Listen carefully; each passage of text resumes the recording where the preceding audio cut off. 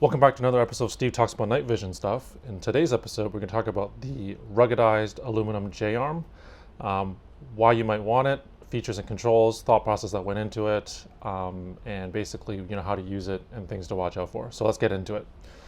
So the ruggedized aluminum J-arm was born out of the experience of using a lot of J-arms that are still currently out in the market today. J-arms that have like buttons or hardware or articulation points, ways to adjust tension, etc. And we kind of took all those lessons away and thought about, well, how can we make this a little bit better and also improve upon that design by making it much more reliable and much more rugged to the point where you should just be able to put this on your PVS-14, your monocular device, either PVS-14 or Tanto in this case, and just not worry about it at all. So we basically created this in partnership with Volk CNC Machine. He actually is the one that makes and manufactures this for us. And he actually did a lot of the design work for us. So essentially, let's kind of go from this end and work our way up. So kind of starting off with the hardware itself, basically this kind of fits any standard PVS-14 pattern mounting. So what I mean by that is if you take this apart, you'll notice that your PVS-14 normally has an indexing notch, like an indexing valley in it,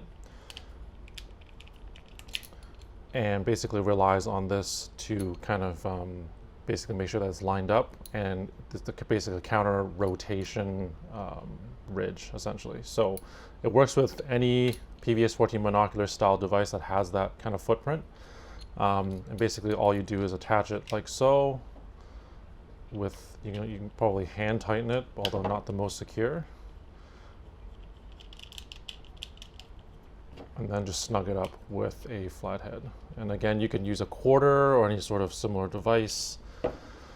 And that's it. So basically it's not going to rotate and it's locked in place. And kind of what we also did here was we dog-legged it back, I think probably about 1/4 of an inch. The reason for that is most users, especially guys who are using thicker ballistic style helmets, we're finding that the monocular wasn't getting as close to your eye as possible, so the monocular was kind of sitting too far away from your face. So we dogleg that, so it kind of kicks the monocular back a little bit, so it gets the monocular a little bit closer to your eye, and then moving up from there, we have this lightning cut to kind of cut the weight down. The weight of this arm entirely, including everything, is about 36 grams. It's very lightweight.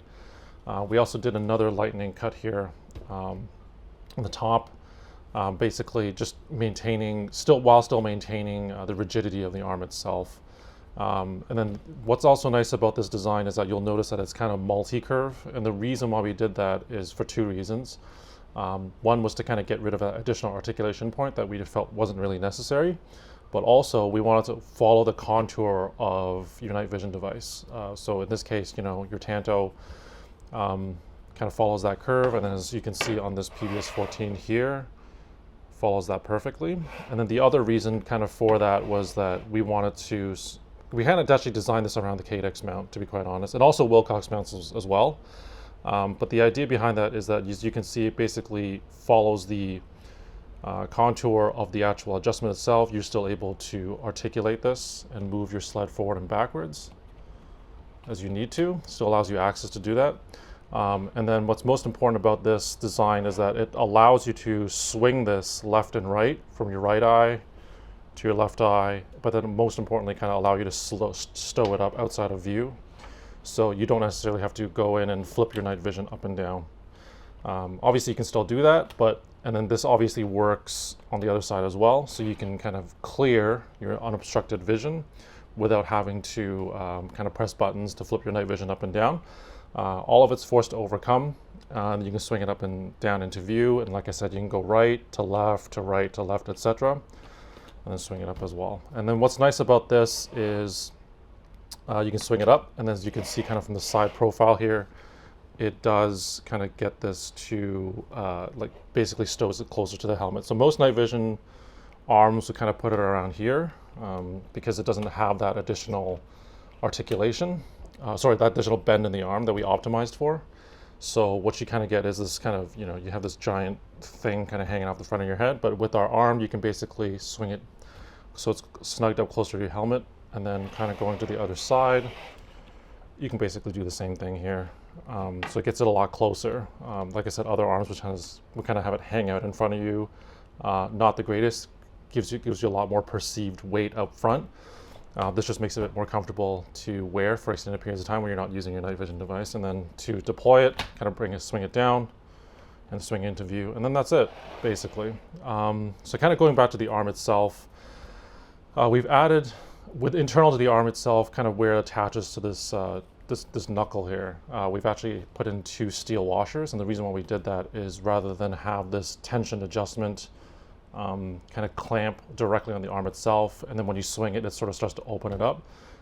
What this achieves essentially is that the tension is completely independent of the actual swinging of the arm itself. So in practice, what does that mean? It means that anytime you adjust this tension, it'll maintain, it basically maintains all that tension. So you don't, a lot of complaints, I guess, from these friction-based arms is that it loses tension over time, but using this design, we're able to solve for that. So if you kind of are doing like a heavy jog, doing a lot of shaking, etc., your arm's not going to move. So I guess there's, it's kind of annoying when you're running and then your arm kind of loses tension and then you end up with something like this, which is not really ideal. But so with this washer system kind of that the Volk has built into here, it basically solves for that.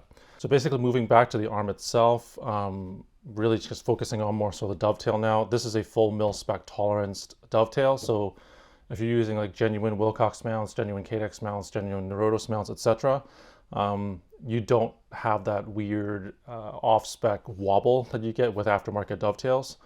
We've tested this on probably a dozen or so night vision mounts, and it's a rock solid lockup. Last thing that I probably want to touch on is this rear tether point. And the reason why we added this in is for retention. So I know a lot of guys that like to tension it or like basically put a retention device for the night vision and attach it to the monocular itself.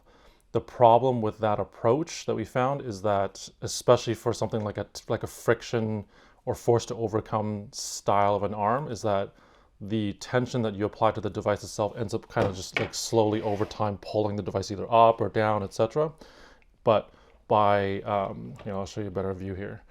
But by attaching this, by having this tether point here and using either your bungees or some other secondary retention device, you are now able to attach this, have it be bungeed, and then what it does is not only does it retain your device, but it has a secondary benefit of, if you accidentally kind of push this release button over here, this, by maintaining tension of this, it almost basically pulls it back into the dovetail itself, so it prevents you from losing your device.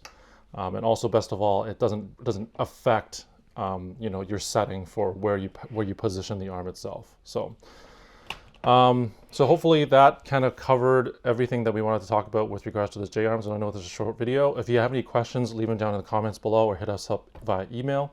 As always, if you like this video, give it a thumbs up, subscribe, and hit the bell so you get notified when we post new videos, and we'll see you on the next one.